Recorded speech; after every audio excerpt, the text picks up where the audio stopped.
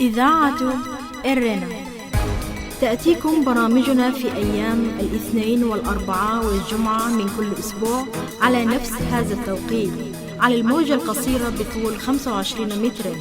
كما يمكنكم متابعة بثنا على القمر الصناعي نايل سات على التردد 11678 على الاستقطاب الرأسي. إذاعة إرنا الدولية إذاعة إريترية مستقلة يشرف عليها صحفيون إريتريون مستقلون، ويأتيكم بثها من باريس. مستمعي الكرام، طبتم وطابت أوقاتكم أينما كنتم وحيثما يصلكم بثنا لهذا اليوم الأربعاء الموافق 26 من يونيو عام 2024. كما هي عادتنا دائما وأبدا مستمعي الكرام، نبتدئ البرنامج العربي بنشرة الأخبار، يلي ذلك فاصل غنائي، ثم تتابعون بعد ذلك حلقة جديدة من برنامجكم الأسبوعي متابعات، من إعداد وتقديم الزميل أحمد شريف. وفي حلقة اليوم مستمعي الكرام ومستمعات الكريمات، يرصد لكم متابعة الاحتفاء أسمر بال20 من يونيو ذكرى شهداء إريتريا. وقتا طيبا نرجوه لكم مستمعي الكرام مع متابعة فقرات برامجنا لهذا اليوم.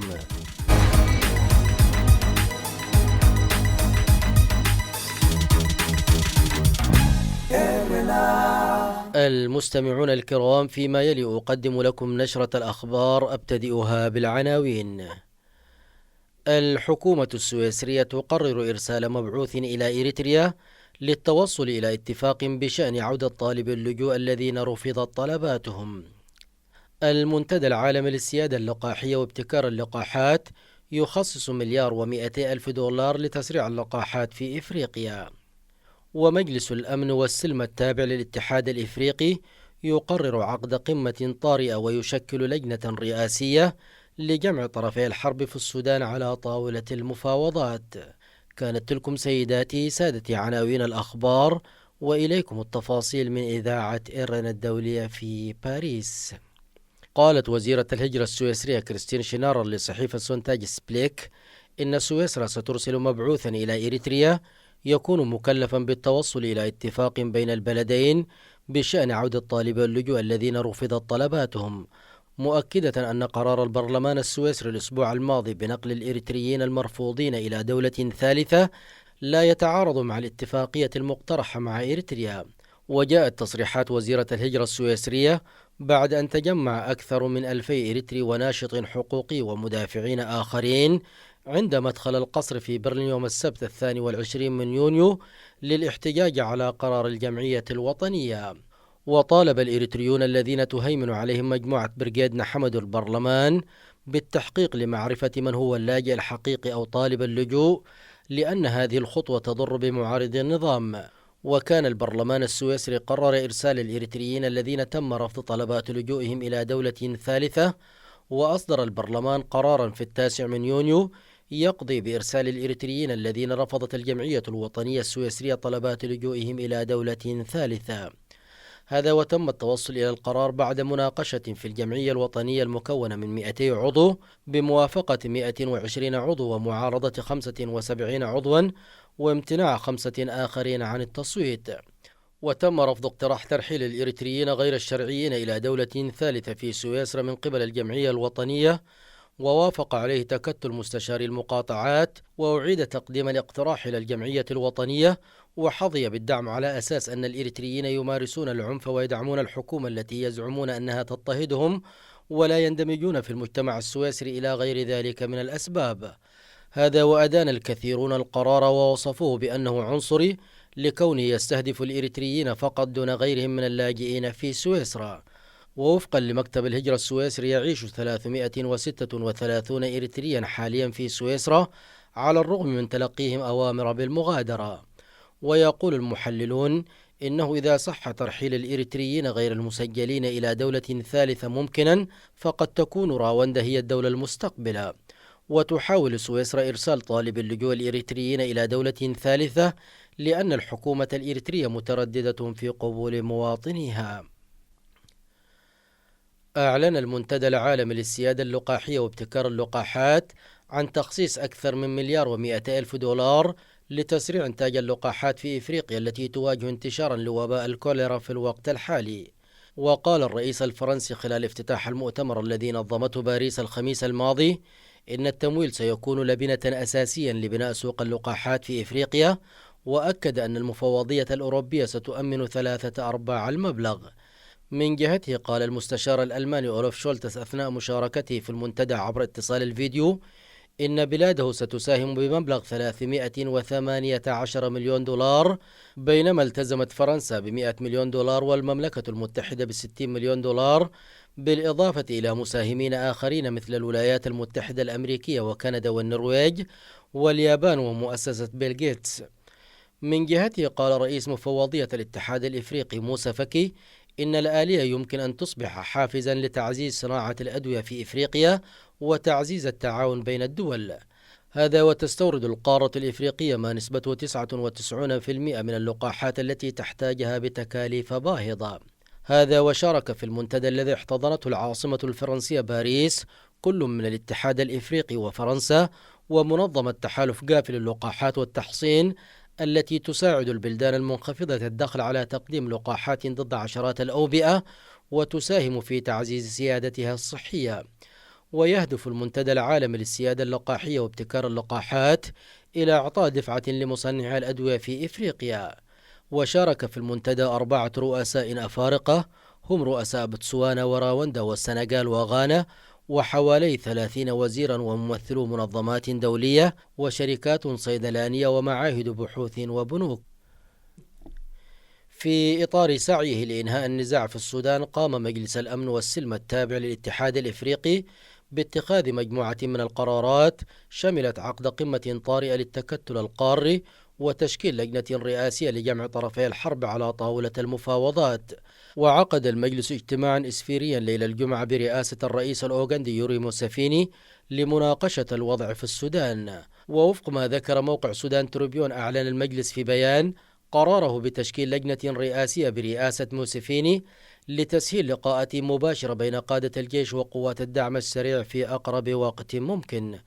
واقترح المجلس عقد قمة طارئة للتكتل القاري للنظر في وضع السودان، مطالبا مفوضية الاتحاد الإفريقي بالتشاور بشأن تاريخ ومكان عقد القمة. كما وجه المجلس لجنة العقوبات ولجنة أجهزة المخابرات والأمن بتحديد جميع الجهات الخارجية التي تدعم أطراف النزاع عسكريا وماليا وسياسيا. وأدان المجلس جميع أشكال التدخل الخارجي التي تؤجج الصراع في السودان، مجددا دعوته للدول والكيانات غير الحكومية بالامتناع عن تقديم أي دعم عسكري أو مالي للأطراف المتحاربة. وكان الاتحاد الإفريقي قد علق عضوية السودان عقب الانقلاب الذي نفذه قائدا الجيش وقوات الدعم السريع في 25 من أكتوبر عام 2021 قبل أن يختلفا ويشنا حربا على بعضهما البعض في 15 من أبريل عام 2023. واشترط قائد الجيش عبد الفتاح البرهان لقبول حلول الاتحاد الإفريقي رفع تعليق عضوية السودان من التكتل القاري الذي تمنع لوائحه من قبول أي حكومة تصل إلى السلطة بطرق غير شرعية. بهذا أصل إياكم مستمعي الكرام إلى نهاية النشر الإخباري لهذا اليوم، وقتا طيبا أرجوه لكم مع متابعة بقية فقرات برامجنا. راديو إيرنا.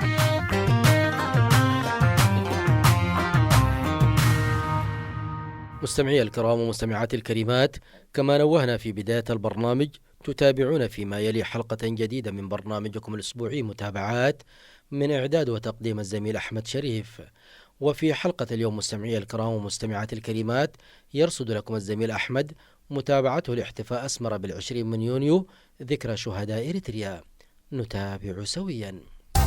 إذاعة إيرينا، صوت مستقل لإريتريا. بسم الله الرحمن الرحيم. المستمعون الأعزاء، السلام عليكم ورحمة الله وبركاته. أسعد الله أوقاتكم بكل خير، وأهلا ومرحبا بكم إلى حلقة جديدة في برنامج متابعات. في هذه الحلقة من برنامجكم الأسبوعي مستمعينا الأعزاء، يسرنا أن نتابع ما شهدته العاصمة الإريترية أسمرة في 20 من يونيو يوم الشهداء، الاحتفال بالذكرى نستطيع أن نقول 32 للعشرين من يونيو يوم الشهداء، حيث بدأ الاحتفال. أول احتفال كان ذلك في عام 92، حيث تم تدشين النصب التذكاري في منطقة جرحي بأسمرة، وألقى فيه السلطان الحاكم بأمره في أسمرة كلمة باسم الشهداء. ومنذ ذلك التاريخ أعلن أنه سيكون دوما 20 من يونيو يوما للشهداء، ويعتبر إجازة رسمية أو يوم وطني مثل أي مناسبة كبرى مثل عيد الاستقلال وكذلك الفاتح من سبتمبر وغيره. مستمعينا الأعزاء، تابعنا طبعا باهتمام كبير بوصفنا إذاعة تتابع معطيات الداخل ومخرجاته، وتابعنا 20 من يونيو حيث الاحتفال الرسمي بمقابر الشهداء، على الرغم من أنه العاصمة الإريترية أسمرة وفي مناطق مختلفة، سواء كان في دور السينما أو في الساحات العامة وفي الملاعب الرياضية وكذلك المدارس، شهدت جملة من الأنشطة التي يعني تخلد هذه المناسبة الوطنية. وطبعا البلاد احتفلت أو وقفت في 20 من يونيو تحت عنوان أو تحت شعار هاجر أب رزين زخر حبنت، يعني البلاد في عمق ذاكرة الفخار ليوم الشهداء. الاحتفال الذي شهدته مقابر الشهداء في أسمرة حضره طبعا كبار المسؤولين في الدولة والسفراء المعتمدين ولفيف من المواطنين الذين يعيشون سواء كان حول منطقة بالقرب من مقابر الشهداء أو من مناطق أخرى كذلك. جمع غفير احتشد هناك كالعادة طبعا، وضربت حول مكان الاحتفال الأسوار من على القرب، ولكن لا يستطيعون أن يدخلوا إلى مكان الاحتفال سواء كان إلى المسرح أو إلى حيث تجلس الحكومة والسفراء المعتمدين ورجال الدين، لكنهم على مقربة منه شاهدون ماذا يجري هناك. وكالعادة طبعا يعني بدأ الاحتفال بأن وضع الحاكم بأمره في أسمرة إكليل من الورد على النصب التذكاري للشهيد في مقابر الشهداء، ومن ثم توجه إلى موقع الاحتفال. في موقع الاحتفال كالعادة طبعا 32 أو 33 عام، 32 عام نفسها هي مكان الجلسة، لا تتغير مقاعد أماكن الكراسي والمسرح والشعب، هي ما يعني ليس هنالك أي شكل من أشكال التغيير. وكما قلت إنه هو الوحيد الذي وضع إكليل من الورد على النصب التذكاري للشهداء، ومن ثم قاد المسيرة إلى حيث ينتظر الجمهور والمسرح هناك. كوكبة من الفنانين والممثلين والعازفين شاركوا في الفقرات التي ضمها الاحتفال أو حواها الاحتفال، وكانت 10 فقرات تحديدا، يعني هذا بغير الوقفة للحداد. بدأ الاحتفال كما جرت العادة بوقفة حداد على أرواح الشهداء، كان التقديم باللغتين العربية والتجرينية للزملاء الذين قدموا، أشهرهم طبعا أخونا سليمان عبي الصحفي المشهور، ورافقه أحد الزملاء من القسم العربي في التلفزيون والإذاعة فيما أظن.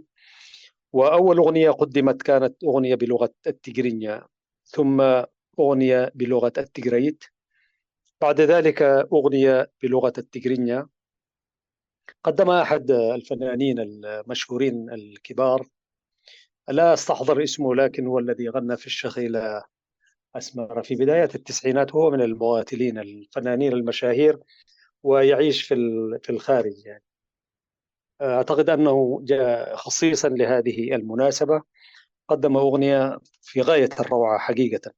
بعد ذلك قدمت مسرحية أو دراما غنائية، وعنوانها كانت رسالة إلى الشهيد، طبعا باللغة التجرينية كذلك. وكان كان المحتوى بالنسبة للمسرحية الدرامية كان محتوى في غاية الأهمية، وليت المجموعة الحاكمة تفهم محتوى هذه الرسالة. بعد ذلك قدمت أغنية باللغة التجرينية، ثم قصيدة بلغة التجريت. لكن قبل ذلك عزيزي المشاهد، بعد الفقرة الثانية اللي هي أغنية بلغة التجريت، قدم الشاعر أحمد عمر شيخ قصيدة باللغة العربية، وهي كانت مجموعة قصائد حقيقة، يعني هي منتقى من هنا وهناك من أشعاره في الغالب يعني. وكان بعد ذلك بعد أغنية بلغة التجرينية قصيدة بلغة التجريت قدمتها الشاعرة والممثلة وأعتقد هي برضو عندها دور في الإعلام، ولكنها مغنية الشابة أمونة مسمندر، زميل الآن نجلة زميلنا وحبيبنا العزيز الشاعر الكبير الصحفي مسمندر، له التحية. قدمتها بطريقة جميلة في غاية وهي عندها أداء ممتاز جدا، وورثته من والدها الذي يجيد فن الشعر والأداء، وحتى على المستوى الإعلامي والأدبي. بعد ذلك استمع الجمهور إلى أغنية بلغة الحدارب، ثم أغنية بلغة التجرينية، واختتم الحفل بالنشيد الوطني، طبعا أيضا كان باللغة التجرينية. راديو إرنا.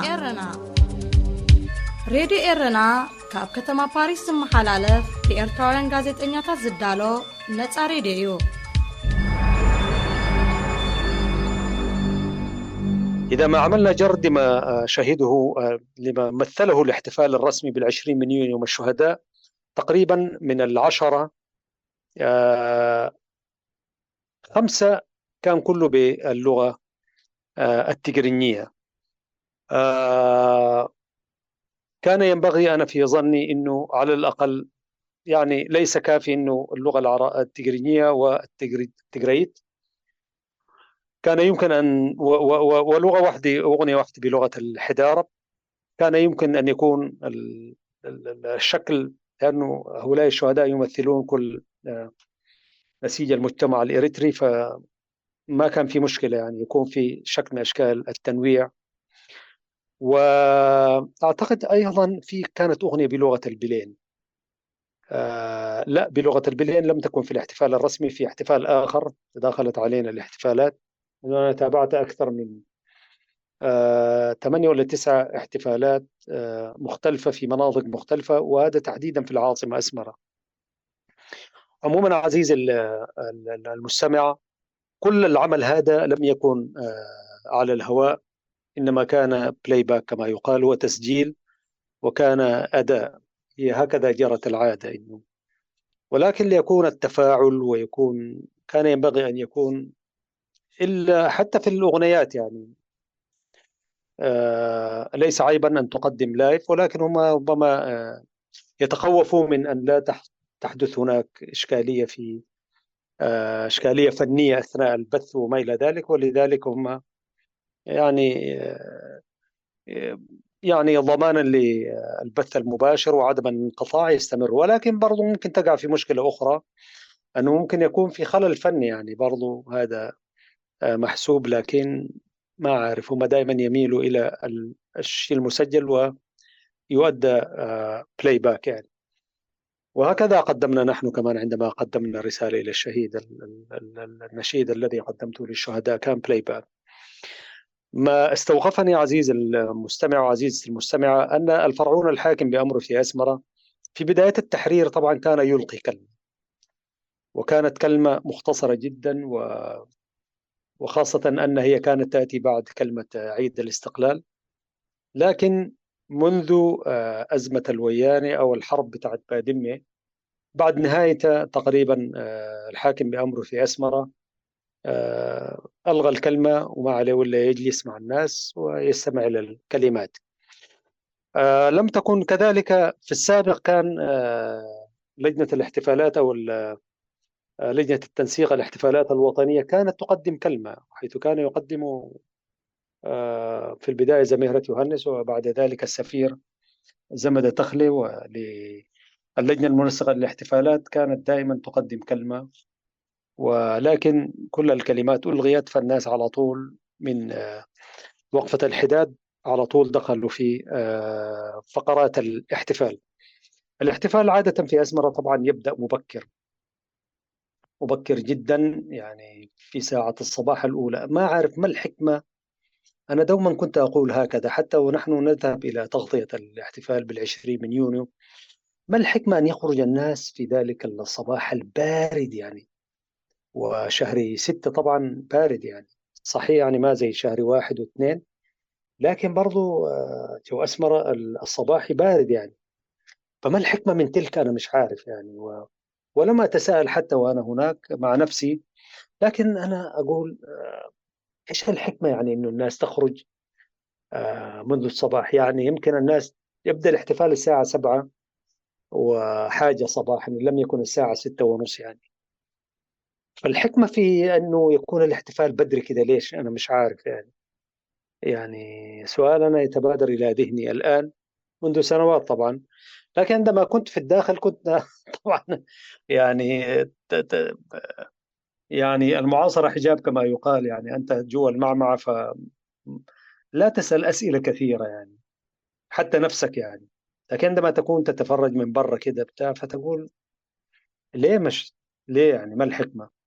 ومسيرة الشموع إذا كانت مبررة على أنه تكون بالليل، حتى الشموع تضاء وتظهر، ما الحكمة في أنه الاحتفال يكون مبكرا جدا يعني؟ فهذا تساؤل أنا أطرحه عفو الخاطر يعني، عفو الحلقة، وربما يعني جماعة يتحفون بإجابات يعني. هذه إذاعة إرنا. عموما عزيزي المستمع، عزيزي المستمعة، كان ينبغي أن تكون هنالك يعني احتفال يليق بمناسبة أو وقفة يعني تليق بعظمة الشهداء، وصايا الشهداء، ورسائل الشهداء، وأماناتهم، وعهدهم كذلك. ولكن كل ما قدم هو طبعا يعني في، أنا ما دار أخش في التفصيل، ولكن في أشياء كثيرة هم من حيث لا يدرون تدق ناقوس الخطر وتصحي هذه المجموعة، وهذا هو الإبداع يعني. فالاحتفال أنا أقول من ناحية إذا كانت المجموعة الحاكمة تفتكر أنه صب فيما تهدف إليه من يعني حتى في الدراما الموسيقية ولا غيره ولا الأغنيات، يعني فيما تصب إليه أن تطمن الناس وتقول لهم أيوة ونحن في طريق صحيح، ونحن في نطور هذه البلاد وننميها وما إلى ذلك. حتى المسرحية الغنائية إنه تؤكد على أنه إريتريا البلد الوحيد الآمن المستقر في المنطقة، والعالم كله يقلد هذه يحسدها على ذلك الأمن والتطور والاستقرار. أنا أقول إنه وقد تنعكس الآية وتقرأ بطريقة مختلفة يعني. كل ما قدم أنا في نظري إنه هو لو فهمناه الفهم الآخر فكانه هو صوت إحراج وتحدي ويصحي الشعب يعني، سواء كان في الداخل أو الخارج يعني. ولذلك مهما تفننت طبعا الزمرة الحاكمة في أنه تحاول أن تصيغ المسائل فيما تصب إليه وتود أن تؤثر به وتدغدغ فيه المشاعر وما إلى ذلك، ولكن يعني بالمعنى الآخر كل عمل بما فيه النشيد الوطني ذاته يعني. النشيد الوطني لو تأملته وين يعني المضامين، وإن شاء الله في يوم من الأيام نأتي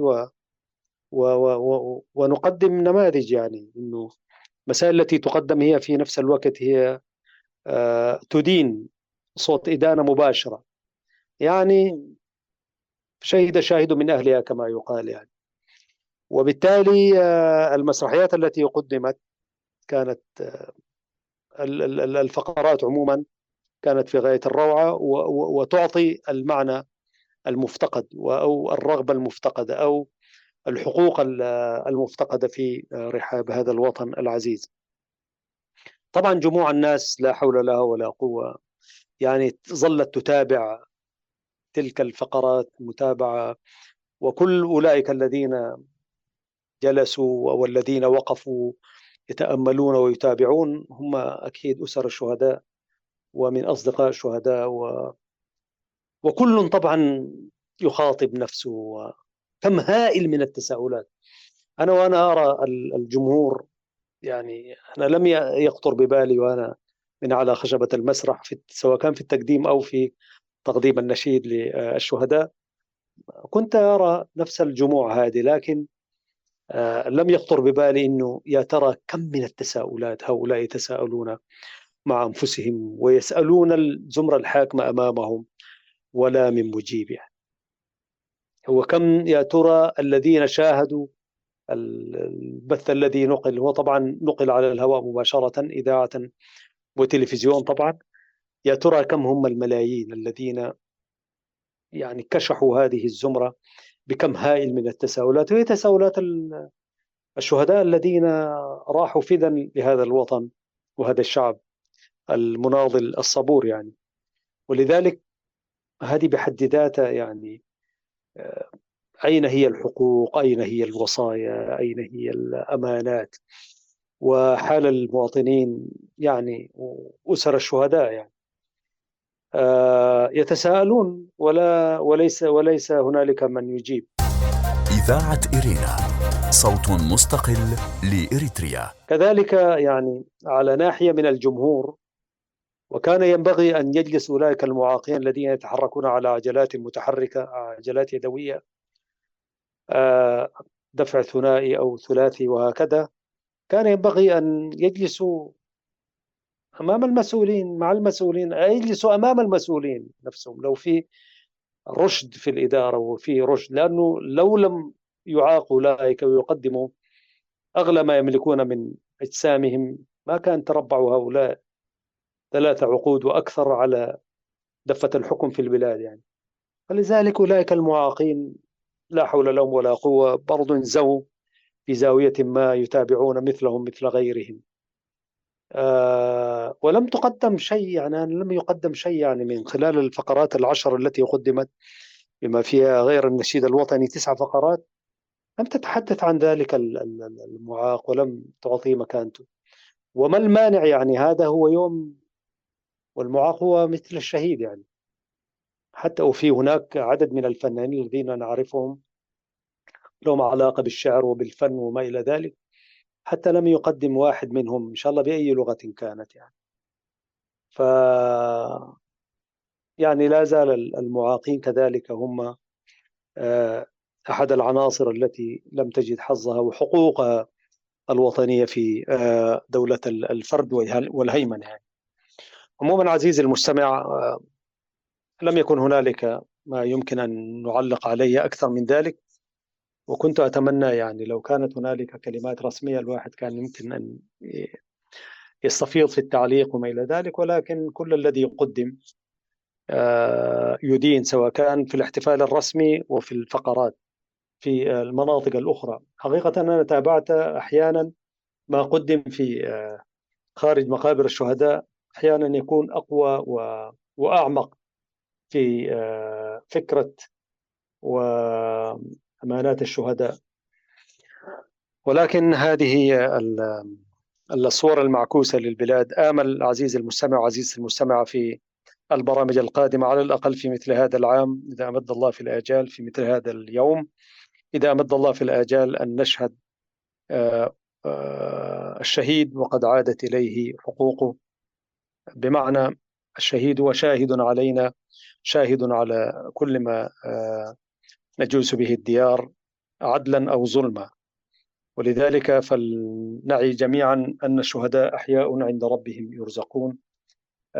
المجد والخلود لشهدائنا والنصر للشعب الإريتري المظلوم. وأتمنى سيداتي سادتي عبر هذا البرنامج وغيره أن تكونوا دوما في أمان الله وحفظه.